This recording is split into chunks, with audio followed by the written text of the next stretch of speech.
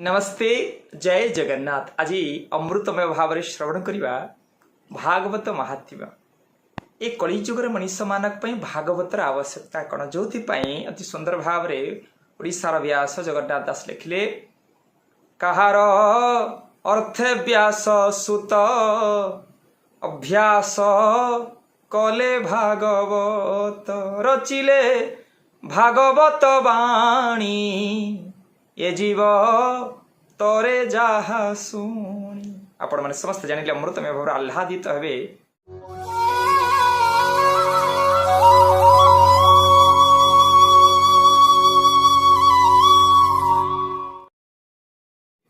रचिले भागवत वाणी ये जीव तोरे जहा शुणी। जो कलिर कराल गर्भरे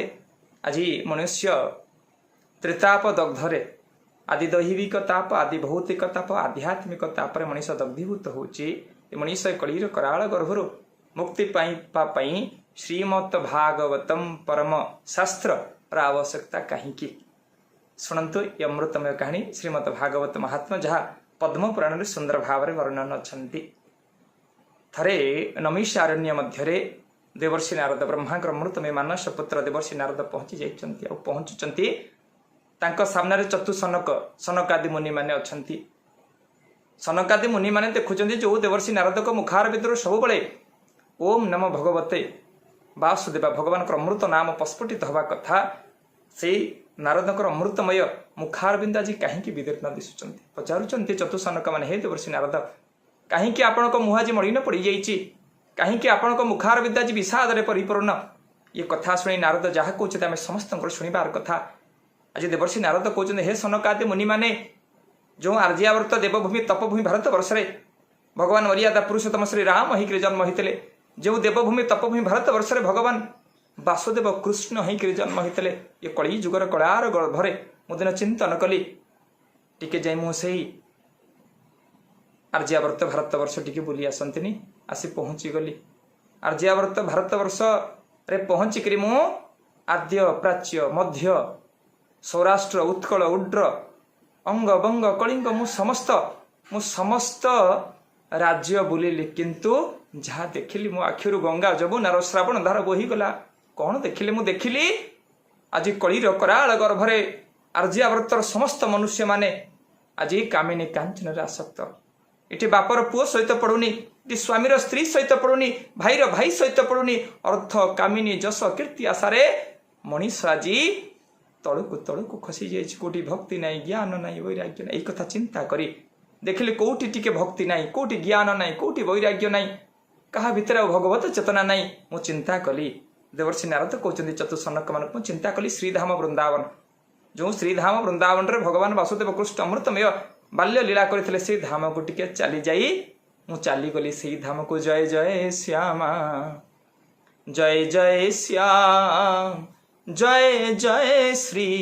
वृंदावन धाम। बोल जय जय श्यामा जय जय श्याम जय जय श्री वृंदावन धाम। यही कथा चिंता कर देवर्षि नारद कहते हे चतुसनक माने मु जाई श्रीधाम वृंदावन रे पहुंची गली। आ वृंदावन धाम रे पहुंची जा देखिली कौन देखिले मु देखुची अनेक लोक माने रुंड होइचंती। आ से लोक मानक भितरे गोटे माटे गोटे नारीटे बसे कांदुची। लोक मानक आड़े मुटिके भितर को पशि देखुची कांदुथिबा मा जनक यौवन रे परिपूर्ण। किंतु तांको जंघरे दुईटी युवक मला मुर्दार भलिया पड़ीचंती। आउ किछि मा माने तांकर चामर सेवा करूचंती। विशेष तथ्य जानिया पे मु मझिकी पड़ेली। कांदुथिबा मा जनकर नजर मो पर पड़ी गला। देवर्षि नारद कहते जो मा कांदुची थिला जार जंघरे दुईटी युवक मला मुर्दार भलिया पड़ीथिले से मांकर नजर मो पर पड़ीगला। नजर पड़ीगला आखिरी आखि में से माँ जनक विनम्रतार सहित दुई हाथ जोड़िक मते प्रणिपात करी कहते हे देवर्षि नारद मु आपन को प्रणाम करुच्ची। मु चमकी पड़ी। देवर्षि नारद ब्राह्मण मेषर आर्यावर्त भारत वर्ष को आसी कि गोटे माटे मत चिन्ह पारुची ये माँ जनक किए। कांदुथिबा माँ जनक मु हाथ जोड़ी विनम्रतार सहित पचारि हे माँ आपण किए? आपण मते जानी पारिले मु किंतु आपण को जानी पारुनी। आपण आपणक परिचय रखिबे कि? कांदुथिबा माँ जनक परिचय दे कहउचंती मु होची भक्ति राणी ना आपण निजे स्वयं भक्ति ना। हाँ ना कली जुगरे भक्ति राणी अवस्था है ना। हाँ आपण सिना भक्तिराणी आपण जंघरे दी जण युवक मला मुर्दार भलिया पड़िचंती। ये दी जण किए कांदे कांदे भक्तिराणी उत्तर दौचंती ये दुई जण मोर पुत्र जणे ज्ञान आउ जणे वैराग्य ना कहीं आपण यौवना आपण को दुई पुत्र वृद्ध प्राय मला मुर्दार भलिया पड़िचंती कौन ହେଇଛି। ये कथा शुणी भक्तिराणी जहाँ कहले आम समस्त शुणिबार कथा। भक्तिराणी कहते हे देवर्षि नारद जेबे ठारू भगवान वासुदेव कृष्ण जरासवर सराघात ये आर्यावर्त को छाड़ी चली जावापर राजा परीक्षित जिते कली को आदेश देले प्रशमित हाँपाई कलीर कराल गर्भरे आज समस्त मनीष मैंने धराशायी समस्ते कामिनी कांचन आसक्त अर्थ सर्वस्व जीवन होती मनीषर मनीष बड़ घर कले चाकरी कले बाहेले टंकारे अर्थरे कामनार जसरे यही भितर सुख खोजिले भक्त ना क्या भितर भक्ति रहा ना क्या भितर ज्ञान रहा ना क्या भितर वैराग्य रहा मे माँ पुओ 3 जण धराशायी हो गलु। मु चिंता कली टिके श्रीधाम वृंदावन में पहुँची गले मो यौवन को फेरी पाइबी। भक्ति राणी मु निजे आ मो 2 पुत्र ज्ञान वैराग्य को धरिकी मुसीना श्रीधाम वृंदावन में पहुँची गली किंतु श्रीधाम वृंदावन रे समस्ते राधे राधे प्रेम रे एमिति आनंदित जे भक्ति रे मुसीना जागृत हो गली मुसीना मोर यौवन अवस्था को फेरी पारिली किंतु इठी क्या भितर ज्ञान नहीं कि क्या भितर वैराग्य नहीं। देवर्षि नारद पचार जो माँ मैंने आपण चामर सेवा करुँच ना गंगा जमुना सरस्वती आदि नदी माने मोर दुख न सही पारि मोर सेवा करने हे देवर्षि नारद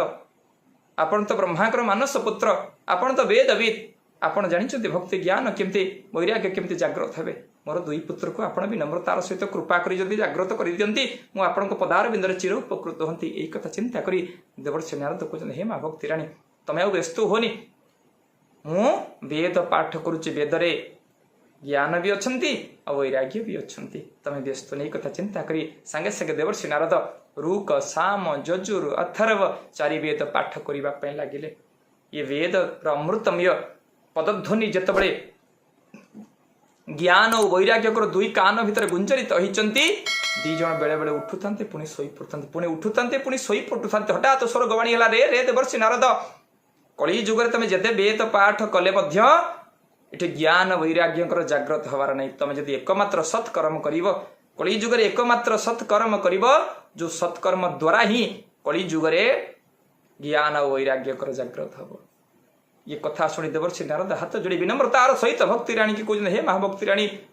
मो भीतर अहंकार अच्छी मुझे भावुँ मु सब सर्वस्व मु सब किसी जानी कितु मु जानी ना कली जुगे सत्कर्म कौन आप कृपा करें कि भक्ति राणी कहते हाथ जोड़ी मुझे जानी देवर्षि नारद कहते हे माँ भक्ति राणी मु आपण पाखर विदाय नौची मु 4 धाम जीवी मु बद्रिका जीवी मो द्वारिका जीवी मु रामनाथ जीवी मु पुरी जगन्नाथ जीवी सबु धाम बुलबी सन्थ मान को देखले विनम्रतार सहित प्रश्न पचारि हे सन्थ माने तमें कहीपर कि कली जुगे सत्कर्म कौन आ उत्तर पाइले निश्चय आपण पाखे आसी निश्चय जनइबी। यही कथा चिंता करी विनम्रतार सहित आज देवर्षि नारद श्रीधाम वृंदावन विदा नहीं 4 धाम जाइछन्ति बद्रिका जाइछन्ति द्वारिका जाइछन्ति रामनाथ रामेश्वरम जाइछन्ति जगन्नाथपुरी जाइछन्ति किंतु जेकोसी सन्थ मान को देखुचन्ति कौन से सन्थ मध्य देवर्षि नारद अमृतमय शंका को समाधान कर कौन से सन्थ कही पारना कली जुगे सत्कर्म कौन जी 4 धाम बुली बुली देवर्षि नारद आसी पहुंची नमीशारण्य आ सामने चतुसनक मैंने ये कथा श्रवण कर सारा पर आज नमीशारण्य मध्य चतुसनक मैंने सनकादि मुनि मैंने हा हा हे कहते हे देवर्षि नारद तुम एड़िकी ओलु देवर्षि नारद कौन मु ओलु मु तो बुझीपारना निगम कल्पतरु गलितम फलम सुख मुखादि द्रव्य संयुक्तम पीबत भागवत रसमालय मुहुरह रसिका भुवि भावुका ना मु बुझीपारलनी गछर गंडी के कामुड़े पेट पुरबनी गछर अमृतमय रसयुक्त फल को पान कले ही मनीषर पेट पुरब ना कौन ना निगम कल्पतरु गलितम फलम तुम जो वेद पाठ कल ये वेद जदि अमृतमय गछ हुए ये गछरु पड़ी पाचिकी पड़ी फल होती श्रीमत भागवत जो थे टाकुआ नहीं खाली रस तमें जाओ कली जुगे वेद वेदांत जिते पाठ कले ता सत्कर्म नुह आहा केबे भक्ति ज्ञान कली जुगर लोक मैंने एते जे सी आउ भीतर धैर्य नहीं बसिक वेद पाठ करने तेणु तुम जाओ गंगा नदी आनंद घाट पाखे पहुंच आउ भक्ति ज्ञान वैराग्य को धरी आस से 7 दिन विधि अनुसार श्रीमत भागवत पाठ करिबु ना ये भागवत कौन ना तुम जानिन भागवत कौन ना नहीं ये भागवत कौन आपण माने भी जानिचंती कि आज बलराम दास लिखुचंती ये भागवत कौन संत बलराम दास ओडियार वरपुत्र बलराम दास लिखले भ आकारे भाव ग आकारे ज्ञान भ आकारे भाव ग आकारे ज्ञान बरे वैराग्य तत्व नहिला तो आकारे तत्व तरुणी रे बसी तो आकारे तत्व तरुणी रे बसी जीव परमर भेट होइला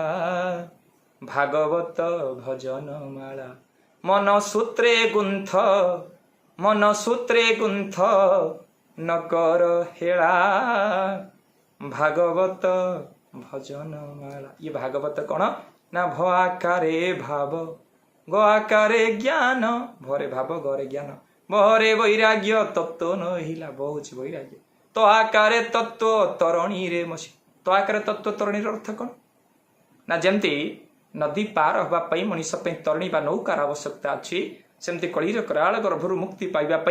तत्व रूपक तरुणी जो तत्व होची तत्व जा नीले तुटे भ्रांति भवसा गरु तरी जानती ये तत्व होची मनीष अत्यंत उपादेय जो तत्व को जानिबा परे मनीष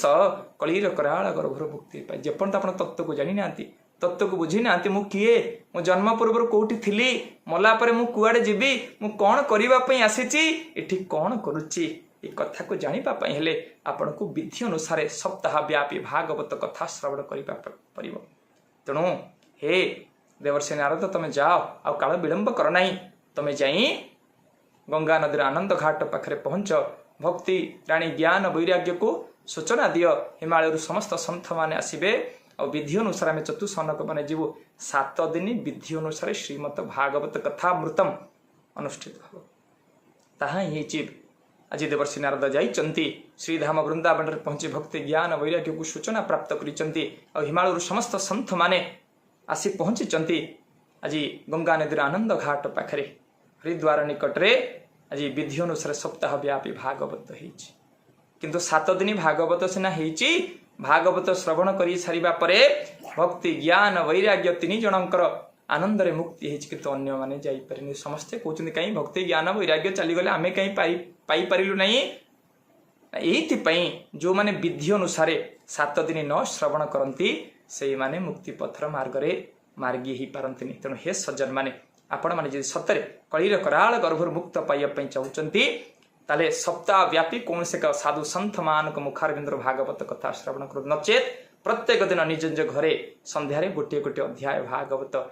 श्रवण करंतु जदि बुझी न पारुचंती ताले संत मान मुखारविंद्रु सप्ताह व्यापी विधि अनुसार केबे भागवत श्रवण करंतु जो भागवत अमृतमय तत्व आपणकर जीवन मार्ग को बदली देव आपण जीवन धारा को बदली देव जो तत्व ही आपण को जद गत्वा न निवर्तन्ते जो ठीक गले आ फेरी आसे को पड़िबनी से अमृतमय परम पावन